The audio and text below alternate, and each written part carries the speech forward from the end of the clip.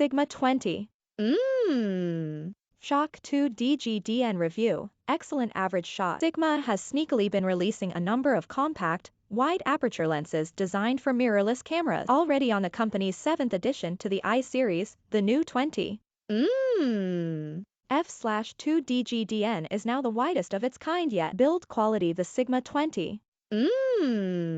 F/2 DGDN contemporary measures 2.8 by 2.9 inches and weighs 13.1 ounces. The lens has an all-metal body, including the lens hood supplied in the box. Its compact size makes it easy to take around anywhere without becoming a burden. For most of my review period with this lens, I was using it on a Sony Alpha 7R III that was strapped to my shoulder. And at the same time, I was carrying a different camera with a telephoto lens on it. Typically, this is not the way I shoot, but the combination with the small Sigma 20 made it easy to do. Looking closer at the lens, there are a few features on the exterior for manual control. There's a smooth focus ring, of course, but in addition to that, there is a nice manual aperture ring and a large slash switch with a satisfying click. If you do not wish to use the clicking aperture ring to manually set the f-stop, there's an A setting that will allow it to be controlled by the camera instead. Image quality. The Sigma 20 F/2 DGDN features 13 elements in 11 groups, including 1 field, 1 SLD,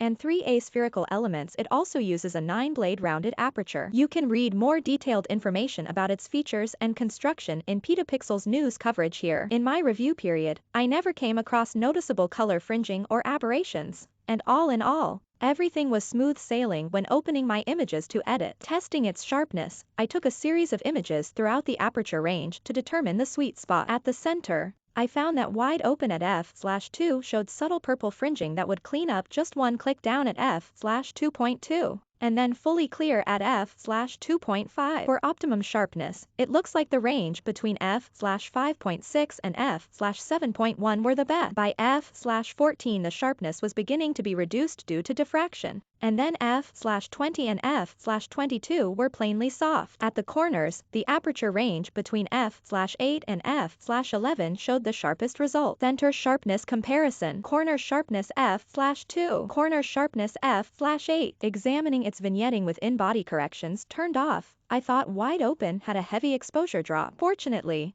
by f/2.8 the vignetting was largely relegated to the corners, and by f/3.2 it effectively cleared up to a consistent exposure. As a wide-angle lens, distortion becomes a concern. Although raw processing software can usually do a good job of automatically fixing this with a lens correction profile, how much it will have to push and pull pixels to correct it can affect the picture quality. Straight out of camera with corrections turned off, the Sigma 20 F/2 DCDN I exhibits a level of barrel distortion that is apparent but also isn't particularly concerning. To fix it and create flat horizons, the edges get stretched up and out, which does result in a slight crop of the outside that negates some of that wide-angle field of view. Example of lens distortion shown at the horizon line. Inside the compact housing, the Sigma 20 F/2 uses an STM autofocus system. The lens can focus as close as 8.7 inches for a 1 minute and 6.7 seconds maximum magnification ratio. In practice, the autofocus motor is fairly quiet although not silent. It's also not the most focus-hungry of lenses I've used on the Alpha 7R III. Taking more of a casual approach to doing focus sweep, it's not downright unusable by any means. But when action is unfolding fast, the lens needs to be pre-focused so that it isn't missed. Small, thumbnail-sized spider on its web at the minimum focus distance. A honeybee that I felt like I was encroaching on in person looks far, far away with a 20 lens. The Gentle Guest. From my hometown, there was an alt-country band called the Gentle Guest, and while writing this review I couldn't unstick the name from my mind. It's the perfect way to describe my time with the Sigma 20.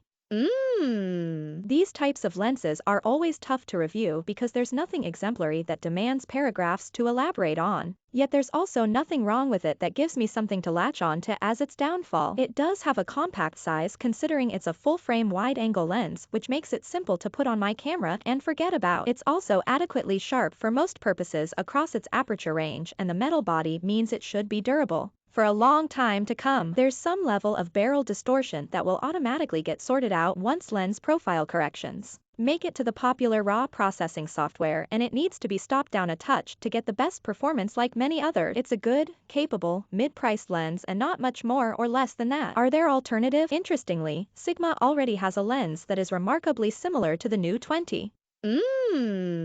F/2DGDN. Following all the same design cues and general construction elements, the Sigma 24 F/2DGDN Contemporary was released in September 2021. The 24 has a 10-degree narrower field of view than the 20 and about an inch further minimum focus distance. For someone like me who struggled to find compositions clean and grandiose enough to validate having 20 the 24 would be a slightly easier lens to manage and carries all the same stuff I liked about using the 20. The Sony FE20 f/1.8G is another contender worthy of comparison when looking at the E-mount variant. This Sony lens weighs nearly the same as the new Sigma despite a plastic exterior, but it's also slightly fatter and a centimeter longer. The Sony has a leg up with its closer minimum focus distance of 7.08 inches, plus the fast dual linear focus motors versus the Sigma's stepping motor. For the pleasure of going first party here, there's also a step up in price as the Sony 20 f/1.8G is $900. Should you buy it? Yes. There are no glaring flaws that make the Sigma 20 f/2DGDN contemporary lens a bad choice.